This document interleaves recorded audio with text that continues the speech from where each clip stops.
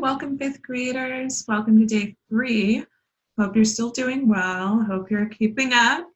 We're going to continue on with SOL 5.6G, locate information to support opinions, predictions, and conclusions in a nonfiction text.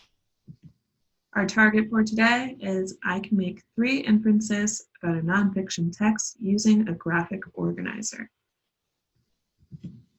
Let's take a look at our anchor chart again before we get moving. We're focusing on the inference section today.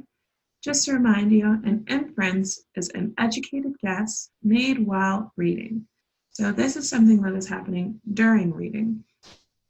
We're looking at the graphic organizer section. It says that an inference is using your schema or prior knowledge, plus the text evidence or facts to find your inference.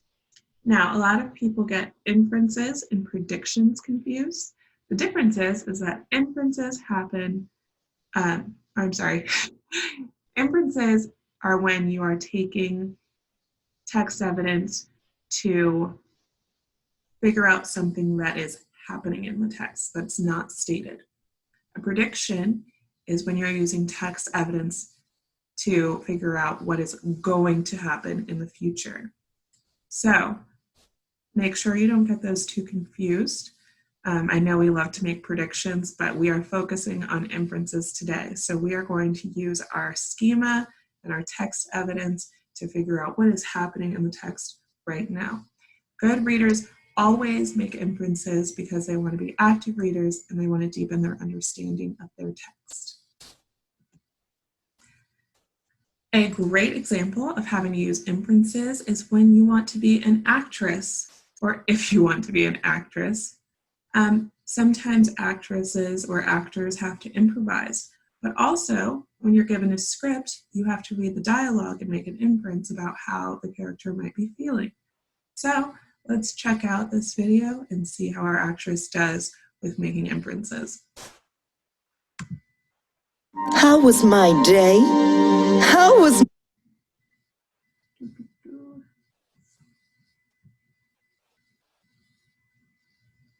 Sorry.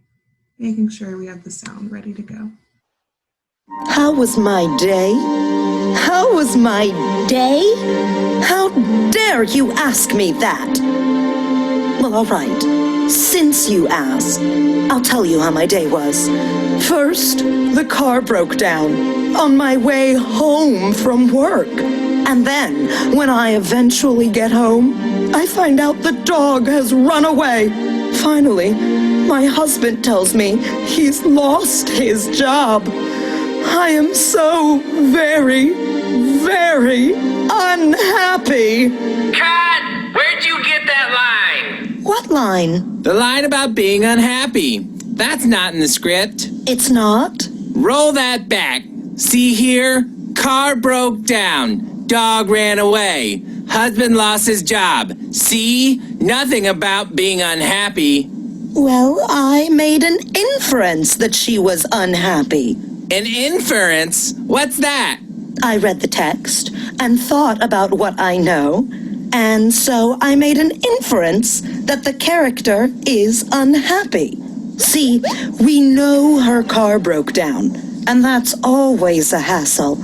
Then her dog ran away, and that's really sad. Finally, her husband lost his job, which is always bad news. So I added these things up and made an inference that she must be pretty unhappy. Inference, huh? I like it. Okay, we'll keep it. Everyone, let's do it again with the inference in this time. Okay, so as we saw, our actress explained to us that she used what she knew in the text, which was her script, to develop the idea that this character was unhappy. Let's look at our graphical organizer. Her text evidence was that the car broke down, her husband lost her job, and other things, and she used her schema, her prior knowledge, background knowledge, that all of those things are terrible things to happen.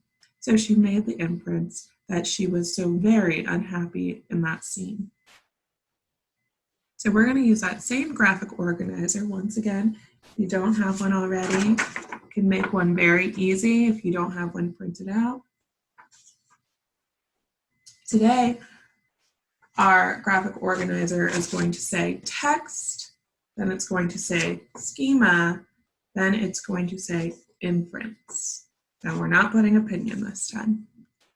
Now, we have sentence starters just like we did yesterday, but first let's take a look at this picture. If you'll remember from the first video, an example I used for inferences was rather than saying it's raining outside, an author might say the children came into the classroom with raincoats and umbrellas dripping on the floor. So I thought it would be fun if I put this picture in here because based off of this picture, even though I don't see rain and we're not even outside, I can tell that it must be raining outside based on what these three students are wearing. All right, our sentence starters for inferences that we have are, based on the text and what I know, I think, ... And I also want to remind you, when you're writing your sentence, you don't need to put the ... We're just showing that something needs to come after that in the slideshow. For our second sentence starter, it says, in the text it says ... This causes me to believe ... So you would fill in 2 blanks here. And the last one, if you feel like you're an expert, is just, I infer that ... All right, let's take a look at our article for today. Oh, also I wanted to go back and thank McGraw-Hill for this awesome video. All right, now let's check out our article.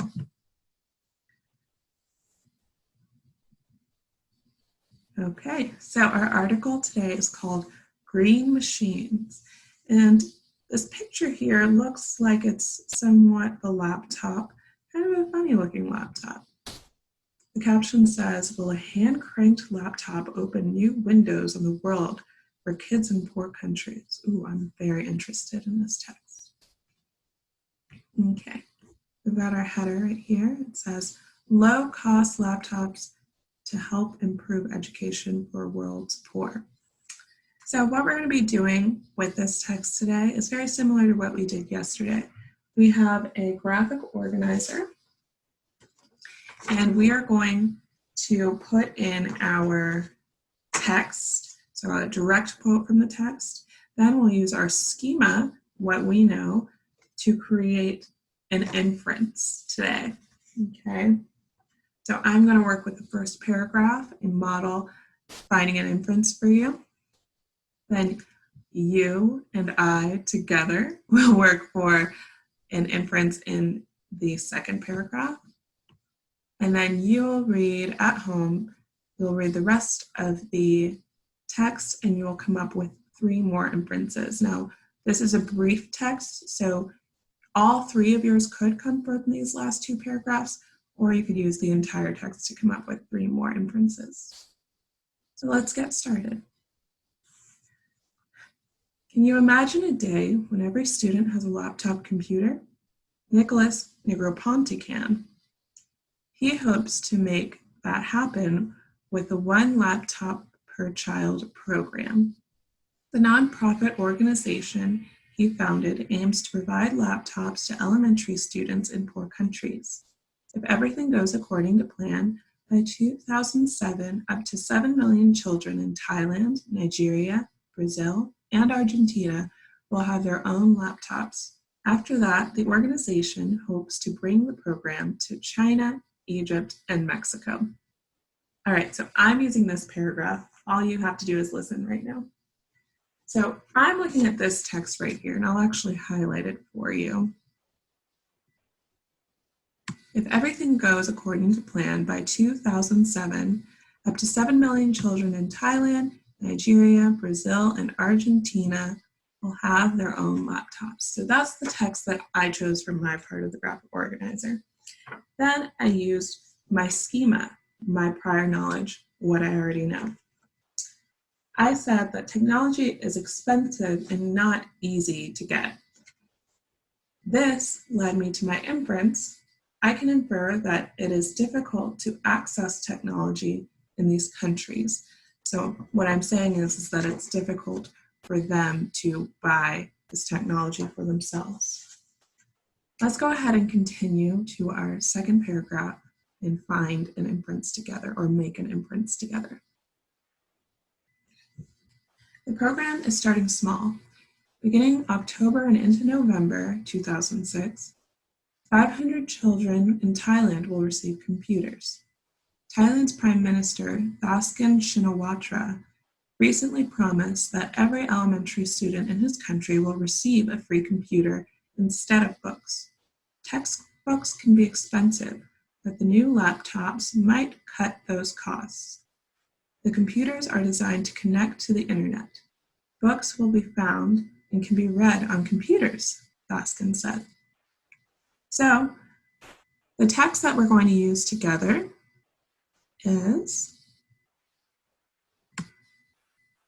this section right here. Don't forget to put it into quotes on your graphic organizer. I'm going to give us about 4 minutes to come up with a schema and inference, as well as write that text evidence down in your graphic organizer. So I'm going to play our music from YouTube, and we will be converging in just a moment.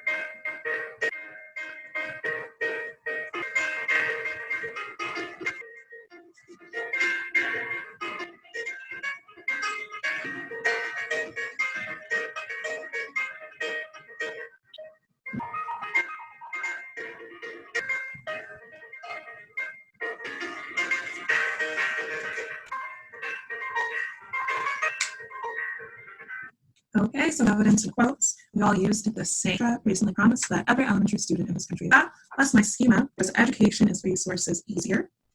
And for my Shinawatra wants his citizens to be able to easily do that. It doesn't have to be exactly the same. Now, what you're on your laptop, and you're going to fill out the entries into your graphic organizer. Okay, let's go ahead back. And that's the end of day 3 for us. Make sure that you complete your graphic organizer and you head on over to the choice board to do another activity of your choosing. All right, well, I'll see you tomorrow. Stay safe. Have a great day. Bye, 5th grade.